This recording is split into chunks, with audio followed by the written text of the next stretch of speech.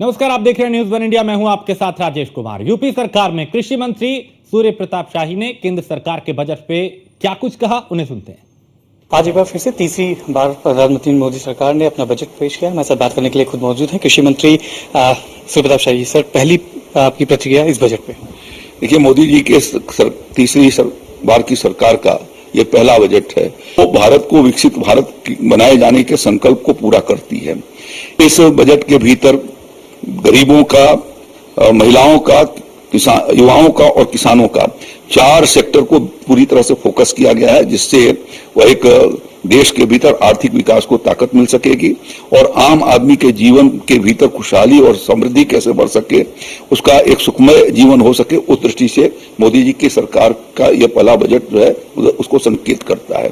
खासतौर पर जहां तक किसानों की बात करें, किसानों को एमएसपी के लिए में 1.5 गुना के दिए जाने का उसके भीतर एक गारंटी के साथ उसके भीतर बजट के प्रावधान किए गए हैं।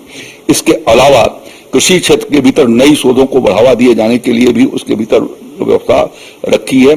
खासतौर पर जिस तरीके के जलवायु परिवर्तन हो रहा है और तापमान में वृद्धि हो रही है या जो वर्षा की स्थिति है उसको देखते हुए क्लाइमेट रिसिलिएंट जो क्रॉप्स के ऊपर भी शोध करने के लिए इस पर विशेष रूप से फोकस किया गया है।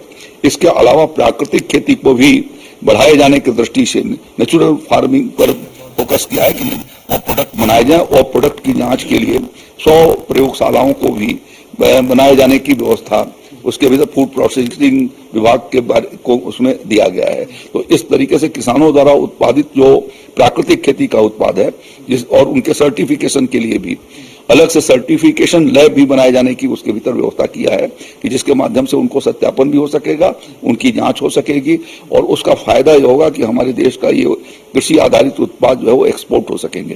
पेरिसेबल आइटम के खासतौर पर सब्जियों और फलों के संरक्षण के लिए भी कोल्ड स्टोरेज, कोल्ड चेन आदि के बारे में बहुत फोकस किया है और उसके लिए मार्केटिंग लिंकेज और कोल्ड चेन की व्यवस्था किया है, जिससे कि उसके नुकसान को बचाया जा सके और उनके मार्केटिंग के लिए प्लेटफॉर्म तैयार किया जा सके।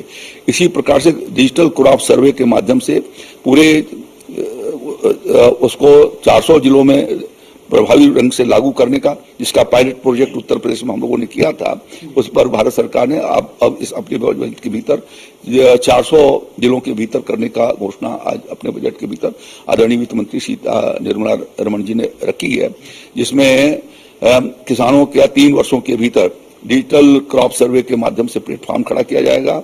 कृषि मंत्री कहते हैं कि जिस तरीके से हमारी सरकार ने काम किया है, दृढ़ संकल्प लिया है, वह फिर से उत्तर प्रदेश की योगी सरकार और प्रधानमंत्री नरेंद्र मोदी की सरकार इसको पूरा करेगी और ये बजट 100 में से 100 नंबर वाला है। वीडियो जर्नलिस्ट अमित सानी के साथ मनीष मिश्रा, न्यूज़ इंडिया, लखनऊ।